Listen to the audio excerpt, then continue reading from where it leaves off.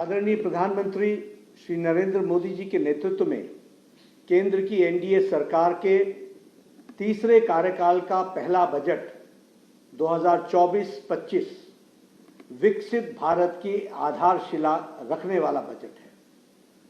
यह सर्वस्पर्शी, सर्वसमावेशी और गरीब महिलाओं के लिए भी, युवाओं और अन्नदाता वर्ग के कल्याण के साथ साथ इंडस्ट्री और इंफ्रास्ट्रक्चर को मजबूती प्रदान कर देने वाला दूरदर्शी बजट है।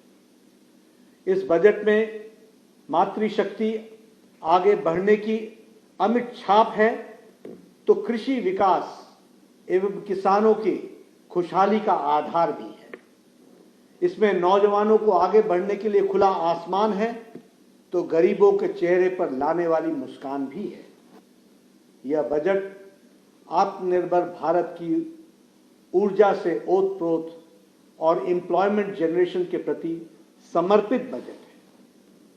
मैं विकसित भारत की संकल्पना को चरितार्थ करते हुए इस बजट के लिए आदरणीय प्रधानमंत्री श्री नरेंद्र मोदी जी को, वित्त मंत्री श्रीमती निर्मला सीतारमण जी को और उनकी पूरी टीम को मैं अपनी ओर से एवं पार्टी के करोड़ों करोड़ों कार्यकर्ताओं की ओर से हार्दिक बधाई देता हूं और उनका अभिनंदन करता हूं।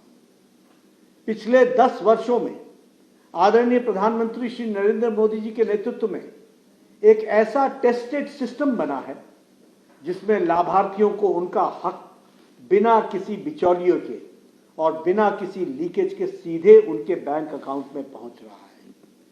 पिछले 10 वर्षों में लगभग 25 करोड़ लोग गरीबी की रेखा से बाहर आ चुके हैं। वो जिसे हम कहते हैं कि बीपीएल से बाहर आ चुके हैं। और उसी तरीके से प्रोडक्शन लिंक्ड इंसेंटिव और मेक इन इंडिया इनिशिएटिव से भारत में एक्सपोर्ट में लगातार रिकॉर्ड कायम करने का के आगे हम अग्रसर हैं। पिछले 10 वर्षों में हमारी इकोनॉमी फॉर्मल इकोनॉमी की ओर अग्रसर हुई है। डिजिटल इंडिया से देश की इकोनॉमी ने न केवल मजबूती पाई है बल्कि अब वैश्विक छाप भी हम छोड़ रहे हैं। इस बार बजट का लगभग 9 प्रमुख बिंदुओं के साथ यह बजट आया है। पहला, प्रोडक्टिविटी और रेजिलियंस एग्रीकल्चर के क्षेत्र में। दूसरा, एम्प्लॉयमेंट और स्किलिंग। तीसरा, इंक्लूसिव ह्यूमन रिसोर्स डेवलपमेंट और सोशल जस्टिस। चौथा, मैन्युफैक्चरिंग और सर्विस सेक्टर को बढ़ावा देना। पांचवा, अर्बन डेवलपमेंट। छठा, एनर्जी सिक्योरिटी। सातवां, इंफ्रास्ट्रक्चर। आठवां, इनोवेशन, रिसर्च और डेवलपमेंट। और नौवां है नेक्स्ट जनरेशन के लिए रिफॉर्म्स को लाना। बजट इन 9 बिंदुओं पर आधारित है और यह बजट कुछ मुख्य बिंदुओं की तरफ भी ध्यान दिलाता है, जैसे रोजगार और कौशल, नेचुरल फार्मिंग और नेचुरल फार्मिंग के साथ साथ मुख्य धारा में हमारी महिला शक्ति को, बालिकाओं को मुख्य धारा में लाना और उनका सशक्तिकरण करना, किसानों का ध्यान रखना, अन्नदाता का ध्यान रखना, हमारे दलित भाइयों का ध्यान रखना, हमारे आदिवासी भाइयों को मुख्य धारा में शामिल करना, ये सारे बिंदु इस बजट में समावेश किए गए हैं।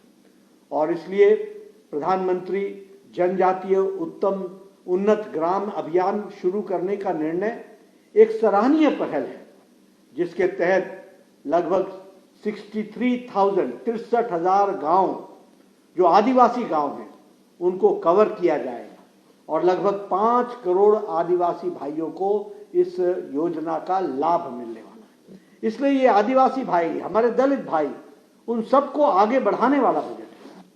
यह बजट गरीब, युवा, महिला, अन्नदाता इन सब के प्रति समर्पित बजट है। भारतीय अर्थव्यवस्था सही रास्ते पर है और उज्जवल भविष्य की ओर आगे बढ़ रही है। और इसलिए मैं पुनः इस कल्याणकारी बजट के लिए प्रधानमंत्री मोदी जी को और वित्त मंत्री निर्मला सीतारमण जी को और उनकी पूरी टीम को कोटि कोटि बधाई देता हूं